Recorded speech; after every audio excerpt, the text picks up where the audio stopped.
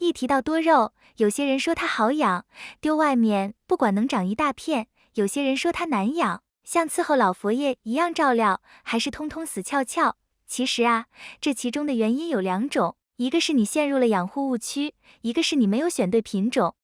那么花友们应该怎么做呢？大家好，这里是花花世界的频道，花花干啥啥不行，养多肉第2名。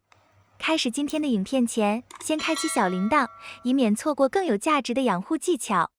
多肉虽然属于懒人植物，但是也不是可以撒手不管、自生自灭的，特别是偶尔传言的一些误区。如果你真的信以为真，那么多肉盆栽一定是养不好、养不美艳的。那么有哪些误区需要绕开呢？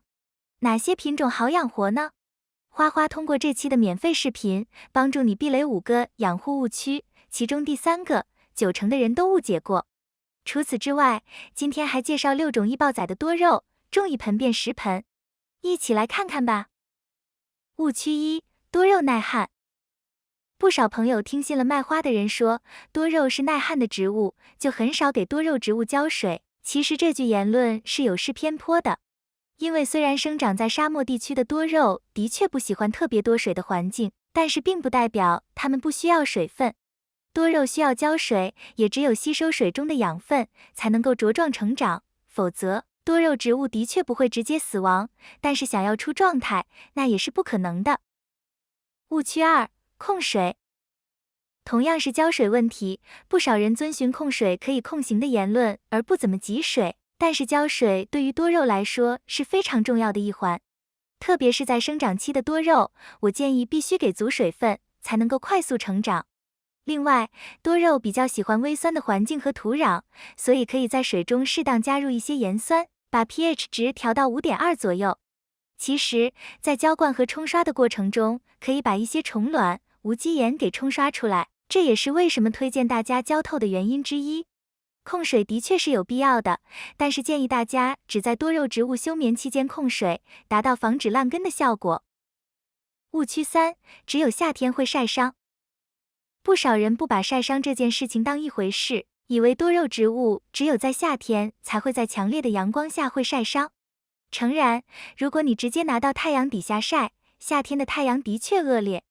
但是，即便是在比较温和的秋天、春天，多肉也是有可能被晒伤的。这是因为春秋天的太阳比较温和，大多属于斜射光，但是如果长期的处于这样的光照下，温度和光照强度并不小，所以一天保证4个小时左右的光照即可，多了依然可能会破坏、晒伤多肉植物，受损的多肉也只能用来扒叶子扦插繁殖了。误区4：少浇水，多晒太阳。少浇水、多晒太阳的言论，想必有很多人听到过。但是我更倾向于水分和光照其实是要达到一个平衡，否则并不会让多肉呈现出最好的状态。另外，每次浇完水之后，多肉盆栽的叶片上可能会有水珠。这时候如果直接拿到太阳下去晒，那么这些水珠就会起到放大镜的作用，多肉叶片很容易被灼伤。误区5：防辐射。很多商家的卖点，也就是多肉植物防辐射这一言论。其实，并不知道这句言论是从谁的嘴里说出来的，但是根据研究发现，多肉植物并没有明显的防辐射的能力，我也是很坚定的认同这一点的。所以如果你养多肉是为了防辐射的话，那么实在是非常没有必要的。难道多肉真的非常脆弱吗？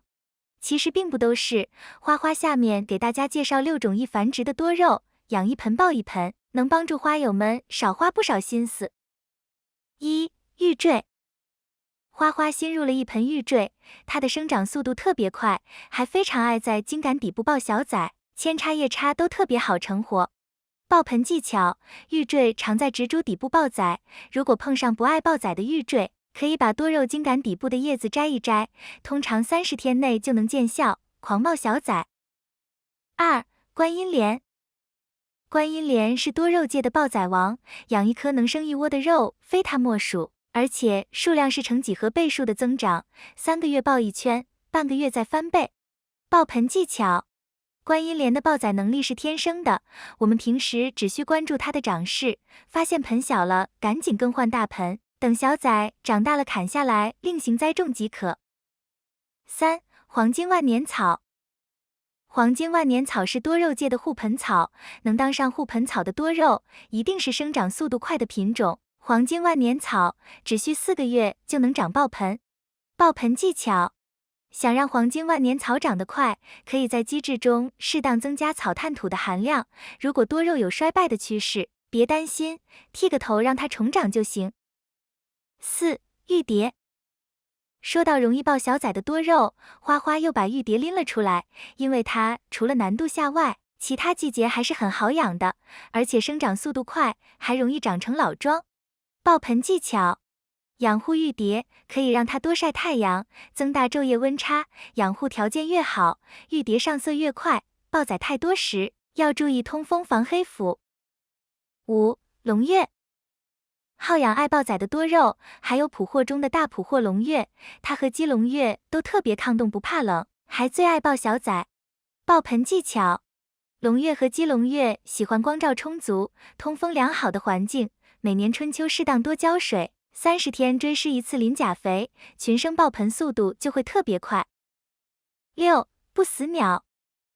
不死鸟又叫落地生根，它最大的特点就是叶子边缘会生出无数小崽崽，等小崽长大出根后，落在地上就能生长成新植株。爆盆技巧：想要养活不死鸟，不需要技巧，毕竟花花曾经渴了它2个月都没死。至于想要让它长爆盆，只要把小崽摘下来种土里就行了。